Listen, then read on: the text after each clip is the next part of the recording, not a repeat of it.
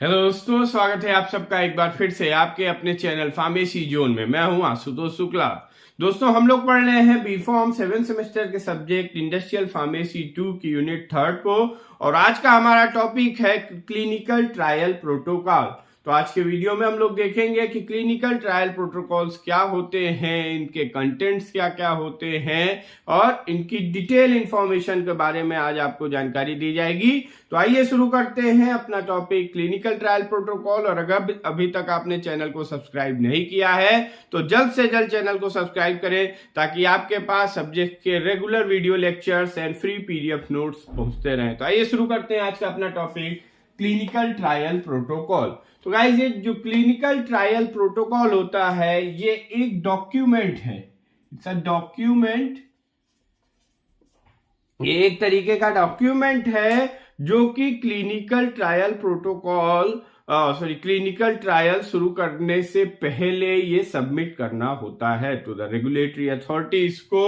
और ये जो क्लिनिकल ट्रायल प्रोटोकॉल होता है ये डिस्क्राइब करता है, इसकी हेल्प से हमें ये पता चलता है कि how to conduct a clinical trial, कैसे हम एक क्लिनिकल ट्रायल को कंडक्ट कर सकते हैं। इसमें क्लिनिकल ट्रायल प्रोटोकॉल में जो हमारा क्लिनिकल ट्रायल है उसके ऑब्जेक्टिव्स, उसकी डिजाइन, ऑब्जेक्टिव मतलब क्या क्यों कर रहे हैं हम, उसके साथ उसका डिजाइन कैसे किया जाएगा, मेथोडोलॉजी क्या मेथड्स यूज किए जाएंगे, स्टैटिस्टिक्स कैसे उसकी कैलकुलेशन होगी, क्या हम डाटा को कैसे कलेक्ट करेंगे, मींस की क्लिनिकल ट्रायल से रिलेटेड सभी इंफॉर्मेशन आपको इस क्लिनिकल ट्रायल प्रोटोकॉल या इस डॉक्यूमेंटेड रिपोर्ट में मिल जाएगी। और इसके हेल्प से हमें क्या मिलता है, सेफ्टी का एंड इफिकेसी का एश्योरेंस मिलता है, और हमारा जो क्लिनिकल ट्रायल है वो उसका एक डॉक्यूमेंटेशन होने की वजह से, उसके डॉक्यूमेंटेशन रिपोर्ट होने की वजह से हम जो हमारा क्लिनिकल ट्रायल है उसको एक बेस्ट वे में परफॉर्म कर सकते हैं। So as clinical trial protocol is a document by which we can describe that how to conduct a clinical trial. It includes objective, methodology, design, statistical and other supporting information about the clinical trial by which we can ensure about the safety and efficacy of trial.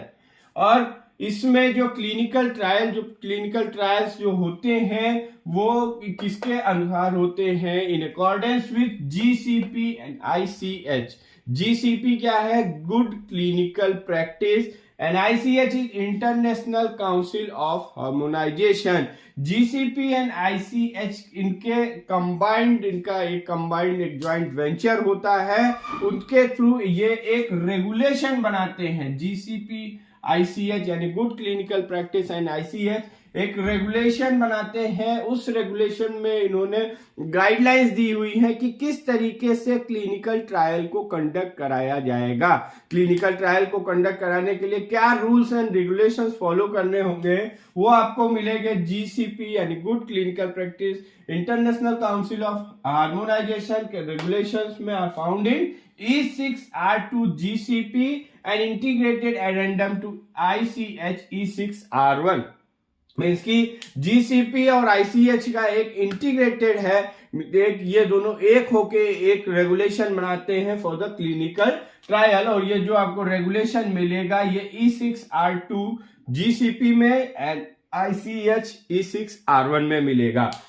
तो ये हमने देखा कि clinical trial protocol क्या होते हैं। एक document है जिसमें कि क्लिनिकल ट्रायल से रिलेटेड सभी जानकारियां दी हुई होती हैं। अब हम देखते हैं contents of clinical trial protocol. क्या क्या कंटेंट्स होते हैं क्लिनिकल ट्रायल प्रोटोकॉल में। तो जो फर्स्ट है, सबसे पहला इसमें होगा जनरल इंफॉर्मेशन। जनरल इंफॉर्मेशन में general information about the title, क्या हमारा टाइटल है, क्या हम कर रहे हैं, क्लिनिकल ट्रायल का प्रोटोकॉल का टाइटल क्या है, उसका स्पॉन्सर की इंफॉर्मेशन, स्पॉन्सर की मेल आईडी, उसका कॉन्टैक्ट नंबर, देन इन्वेस्टिगेटर जो पर्सन होगा, मींस जिसके अंडर में ये इन्वेस्टिगेशन कराया जाएगा उसका इंफॉर्मेशन, किसी मेडिकल एक्सपर्ट का इंफॉर्मेशन, एक फिजिशियन का इंफॉर्मेशन जो कि क्लिनिकल ट्रायल्स को कराएगा, और उसी के साथ साथ जो एक क्लिनिकल लैब होगी जहां पे ये क्लिनिकल ट्रायल कराए जाएंगे, वहां पे जो टेक्नीशियंस इन्वॉल्व होंगे, जो एक्सपर्ट इन्वॉल्व होंगे, उनकी इंफॉर्मेशन यहाँ पे जनरल इंफॉर्मेशन में हमें देनी होगी। Then second one is background information.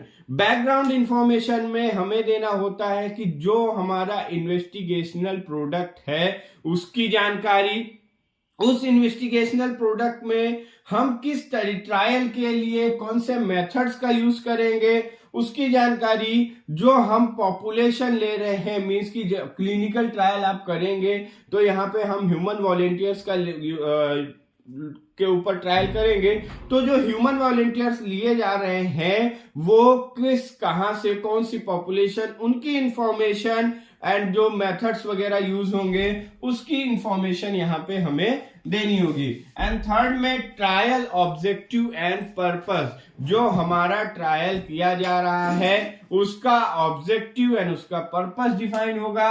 And fourth one is trial design. Trial design का मतलब किस तरीके से ट्रायल किया जाएगा। क्लिनिकल ट्रायल में आपकी को पता है फेज 1, फेज 2, फेज 3 स्टडी होगी, तो फेज 1 कैसे होगा, फेज 2 कैसे होगा, फेज 3 कैसे होगा, मीन्स पूरे ट्रायल की कंप्लीट डिजाइन यहाँ पे आपको फोर्थ कंटेंट में देनी होगी। And next one is selection and withdrawal of subject. Selection criteria क्या होगा, सब्जेक्ट्स मीन्स की जो हमारे ह्यूमन वॉलेंटियर्स हैं जिनके ऊपर ट्रायल किया जाना है उनका सिलेक्शन क्राइटेरिया क्या होगा, हेल्दी लिए जाएंगे या डिजीज, किस तरीके के डिजीज की उनके ऊपर टेस्टिंग की जाएगी। एंड विड्रॉल ऑफ सब्जेक्ट्स में कब हम विड्रॉ करेंगे, किस तरीके का हमें उसमें सिम्टम्स देखने को मिलेंगे, देन हम विड्रॉ करेंगे। तो ये दोनों चीजें selection criteria and withdrawal criteria of subjects ये वेल डिफाइन होना चाहिए in the clinical trial protocol. And next one is treatment of subject. Treatment of subject का मतलब है कि अब जब हमने सेलेक्ट कर लिया सब्जेक्ट का, सिलेक्शन के बाद उनको ट्रीटमेंट करना है, तो ट्रीटमेंट में यहाँ पे किस रूट से दवाई दी जाएंगी, क्या डोजिंग होगी, what are the dosing interval, means उसका पूरा डोजेस रेजिमेन इसमें ट्रीटमेंट ऑफ सब्जेक्ट में डिफाइन होगा।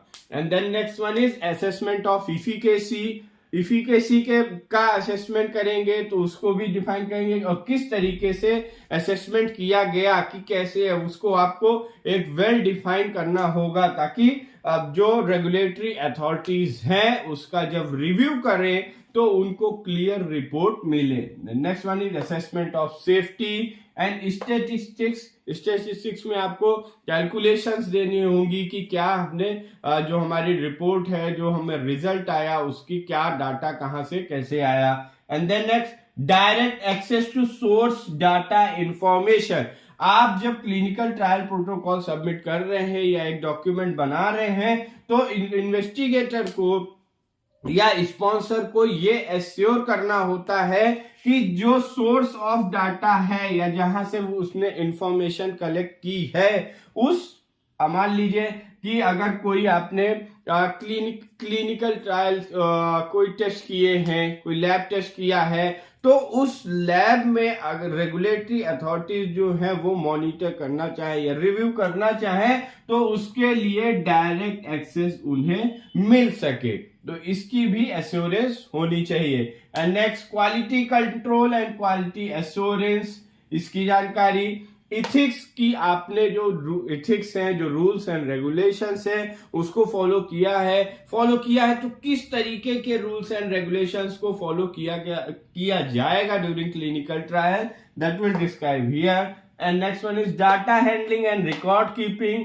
फाइनेंसिंग एंड इंश्योरेंस की, what are the financing criteria and our trial is insured or not. And next one is publication policy. अगर publication policy describe नहीं है then उसको एक यहाँ पे देना होगा। एंड सप्लीमेंट्स मीन्स कि अगर इसके अलावा कुछ मिसलेनियस इंफॉर्मेशन है जो आप अपने प्रोटोकॉल में, जो आप अपने ट्रायल में इंक्लूड किया है या उसको आप पब्लिश करना चाहते हो, तो वो भी यहाँ पे दिया जाएगा। तो गाइज ये था आपका क्लिनिकल ट्रायल प्रोटोकॉल के बारे में। इस टॉपिक के PDF नोट्स को आप डिस्क्रिप्शन बॉक्स में दिए गए लिंक से डाउनलोड कर सकते हैं।